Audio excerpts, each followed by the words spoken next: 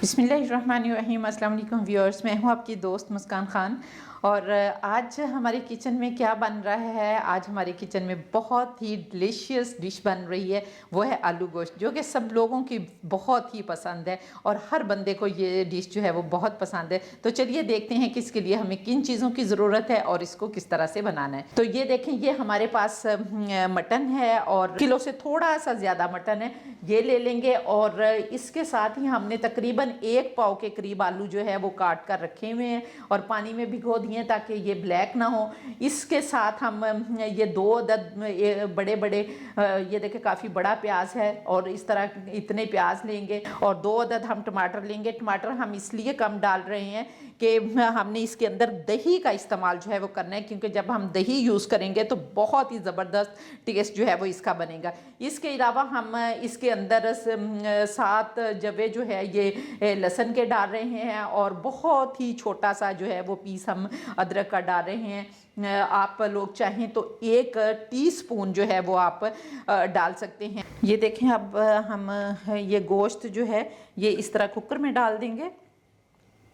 सब कुछ हमने साबुत ही डाल देना है क्योंकि सारा कुछ जो है वो गोश्त के साथ ही गल जाएगा। इस तरह ये देखें, मैंने रफली जो है वो प्याज भी काट लिए हैं, मोटे मोटे प्याज जो हैं वो भी काट लिए हैं। और इसी तरह से हम ये टमाटर जो हैं ये भी साबुत ही डाल देंगे, क्योंकि जब ये गल जाएंगे तो इसके ऊपर से छिलका जो है वो हम उतार लेंगे और फिर इसके अंदर ही जो है वो गोश्त के साथ ही ये सारा कुछ जो है ये गल जाएगा। इस तरह ये हम सब कुछ इसके अंदर डाल देंगे और मैं इसमें इतना नमक जो है वो डालने लगी, आप अपने टेस्ट के मुताबिक डालेंगे। अब हम इसके अंदर ये देखें, ये शीशे का 1 गिलास है, ये वाला पानी डाल देंगे। और स्टीम, ये चूँकि फ्रीज़र का गोश्त है तो जब फ्रीज़ किया होता है गोश्त तो वो नॉर्मल गोश्त की निस्बत ज़्यादा टाइम लेता है थोड़ा सा गलने में, तो हम इसको 10 मिनट के लिए प्रेशर लगा देंगे। ठीक है, ये देखें, ये हमने वेट लगा दिया है, प्रेशर लगा दिया है और आँच देख लें कि इतनी ज़्यादा आँच है।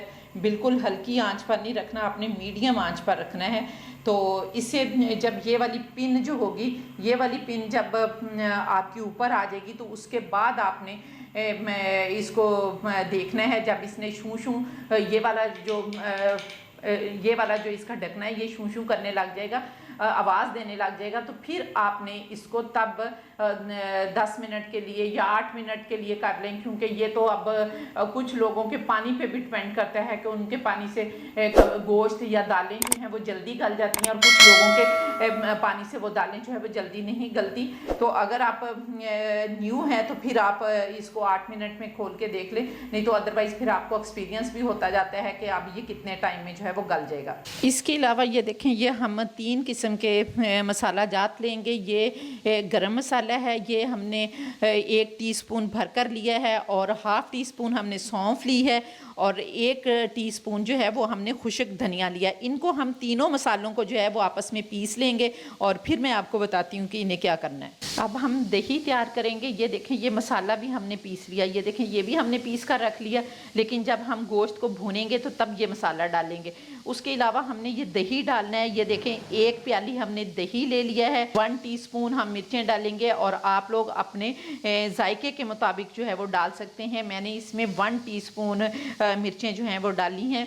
इसके अलावा हम इसके अंदर ½ टीस्पून जो है वो हल्दी डालेंगे और इसे अच्छी तरह से मिक्स कर लेंगे। बेहतर है कि आप इसको विक्स से मिक्स करें अच्छी तरह, विक्स से। और नमक हमने नहीं डालना क्योंकि नमक हम पहले गोश्त में डाल चुके हैं, ये इस बात का आपने ख़ास ख्याल रखना है। और ये भी भूनते हुए जब हम भूनेंगे गोश्त को तो तब हम ये वाला दही जो है उसमें यूज़ करेंगे। वो जब प्रेशर आता है, ख़त्म होता है, तो फिर मैं आपको दिखाती हूँ भूनते हुए। ये देखें, अब इसका वेट हिलना शुरू हो गया है और अब हम 8 मिनट बाद जो है इसको खोल कर देखेंगे कि हमारा गोश्त गल गया।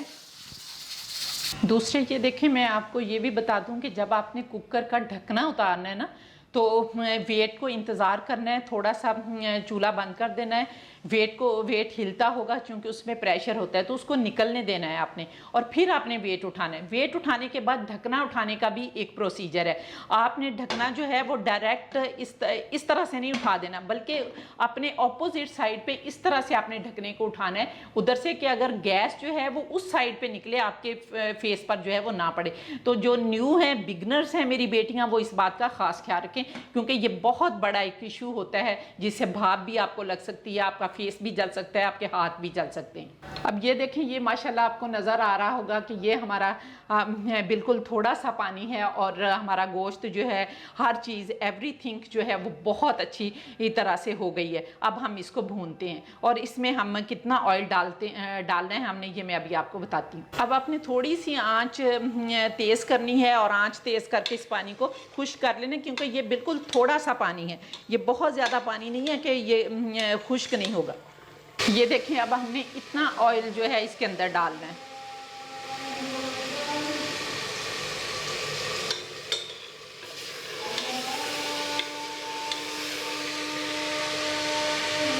अब हम ये वाला मसाला जो है इसके अंदर डालेंगे। अब हम इसको 2 मिनट तक भूनेंगे।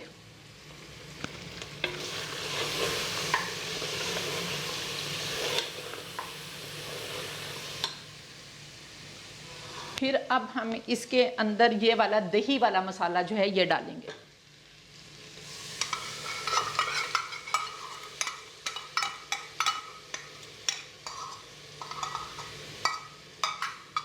आप चाहें तो डायरेक्ट दही भी इसके अंदर डालकर मसाले डाल सकते हैं, लेकिन इस तरह से ज़्यादा अच्छी तरह मसाले जो हैं वो मिक्स हो जाते हैं।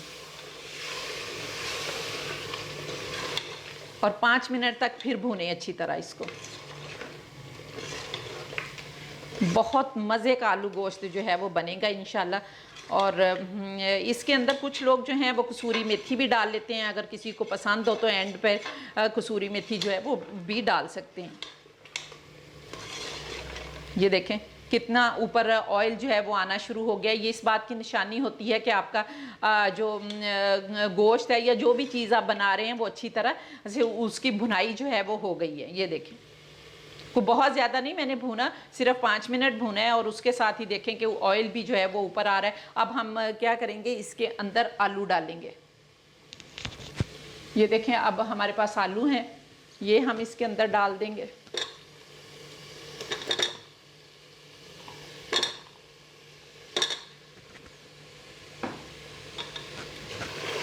ये डालकर भी 1-2 मिनट तक भूनेंगे, ताकि आलू भी अच्छी तरह थोड़े से ना फ्राई हो जाएं। लुक आपको नज़र आ रही होगी कि कितनी प्यारी लुक जो है वो नज़र आ रही है आलू गोश्त की। तो इंशाल्लाह खाने में भी ये बहुत मज़े का होगा। अब ये देखें, जिसमें हमने दही बनाया था उसी के अंदर हमने पानी डाला है, और अब हम इसमें पानी डाल देंगे। आप लोगों ने पानी जो है वो अपनी हस्बे ज़रूरत डालना है कि आप लोगों ने कितने लोगों ने खाना है और कितनी आप लोगों को ग्रेवी जो है वो चाहिए, तो उस हिसाब से आप पानी डाल सकते हैं। और दूसरे ये कि आपकी ग्रेवी कितनी है। ये देखें, अभी बहुत गाढ़ी है, मैं थोड़ा पतला करना चाहती हूँ, मैं और पानी डालूँगी।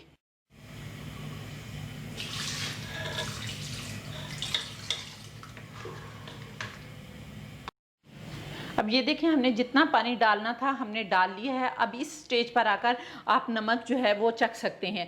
आप किसी भी चम्मच की मदद से नमक चख लें। नमक मेरा थोड़ा है, मैं नमक ज़्यादा डालूंगी। और यहाँ पर आपको एक बात बताती चलूँ, आपको पता है कि कुछ लोग ये झगड़ा हो जाता है कि खामद कहते हैं कि नमक बहुत ज़्यादा हांडी में डाल दिया। तो मैं अपनी तमाम बेटियों से गुजारिश करूंगी कि पहले नमक बिल्कुल थोड़ा डालें, क्योंकि नमक ऐसी चीज़ है कि वो निकल नहीं सकता, वो डल सकता है। तो इसलिए नमक जो है वो चख कर ही डाला करें, ठीक है। तो मैं अब इसमें थोड़ा सा नमक डालती हूँ, और इसको फिर से हम प्रेशर लगाते हैं। ये देखें, हमने दोबारा से प्रेशर लगा दिया। अब हम तकरीबन 5-7 मिनट के बाद इसे दोबारा चेक करेंगे कि क्या हमारे आलू भी गल गए हैं। और गोश्त जो है वो हमने फुली नहीं गलाया था, क्योंकि आलू भी गलने हैं, तो इसके साथ भी गोश्त नहीं गलना है। तो इसलिए अब दोनों जो हैं वो एक ही तरीके से गल जाएंगे कि दोनों अच्छी तरह से अब इंशाल्लाह गल जाएंगे। और फिर हम इसे डिश आउट करेंगे, और फिर बताऊंगी कि फिर हमने इनमें अभी कुछ चीज़ें रहती है डालने वाली, कि फिर और क्या डालना है। अब ये देखें, अब हम खोल कर देखते हैं कि हमारा सालन तैयार हुआ है या नहीं हुआ। तो ये देखें अल्हम्दुलिल्लाह बहुत अच्छा हमारा सालन जो है वो तैयार हो चुका है। और अब हमने क्या करना है, अब हमने इसके अंदर ये देखें ये धनिया चॉप किया हुआ है और ये 2 सब्ज़ मिर्चें जो हैं ये हैं, इनको हम थोड़ा सा टक लगाकर जो है वो इसके अंदर डालते हैं। धनिया डाल देंगे,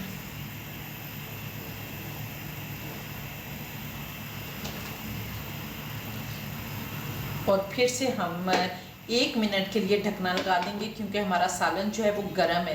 तो इसकी गर्माइश से ही जो है वो हमारा मिर्चें और धनिया जो है वो थोड़ा सा सॉफ्ट हो जाएगा, और उसका हल्का सा कच्चापन हमने दूर करना है, ज़्यादा नहीं दूर करना। तो इसलिए इसकी गर्माइश में ही वो ठीक हो जाएगा, और फिर हम डिश आउट करते हैं। तो ये देखें फाइनली हमारा आलू गोश्त जो है वो तैयार हो चुका है अल्हम्दुलिल्लाह। देखें बहुत ही खूबसूरत, और जिस तरह आपको खूबसूरत नज़र आ रहा है आप यकीन जाने कि टेस्टी भी ये इतना ही है। तो बिल्कुल ऐसे लगेगा आपको कि जैसे होटल का कोई खाना जो है वो खाया जा रहा है, लेकिन बहुत मज़े का। और इसे ज़रूर ट्राई करें और इसको बनाकर देखें, इंशाल्लाह ताला आपको बहुत पसंद आएगा। और अगर रेसिपी पसंद है तो प्लीज़ ट्राई करके मुझे कमेंट्स में ज़रूर बताएं कि आपको मेरा ये मेथड कैसा लगा, और आपको आलू गोश्त आपने बनाया तो आपका कैसा बना। तो इसके साथ ही आप लोगों से इजाज़त चाहूँगी। इंशाल्लाह ताला फिर किसी नेक्स्ट इंफॉर्मेटिव वीडियो में आप लोगों के साथ दोबारा हाज़िर होंगे। तब तक के लिए इजाज़त चाहती हूँ। अपना बहुत सारा ख्याल रखें और मुझे अपनी दुआओं में ज़रूर याद रखें। अल्लाह हाफिज़।